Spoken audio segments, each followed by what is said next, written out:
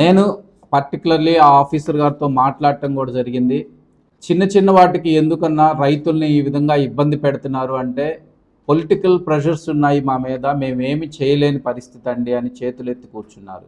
చివరికి నేను ఇవన్నీ మాట్లాడిన తర్వాత ఇప్పుడు మళ్ళీ వాళ్ళని బెదిరించడం మొదలు పెడుతున్నారు. మీరు ఎందుకు ఇవన్నీ చేస్తున్నారు, రేపు ఎట్లా వస్తాయో రావో మేము చూస్తామంటారు.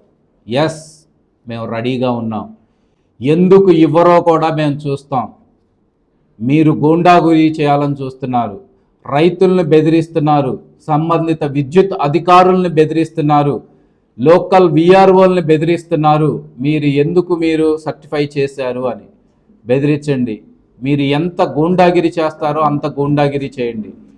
డెఫినెట్గా రానున్న ఈ 2-3 రోజుల్లోనే మీ గూండాగిరికి సమాధానం చెప్పడానికి మేము గాంధీగిరితో రాబోతున్నాము.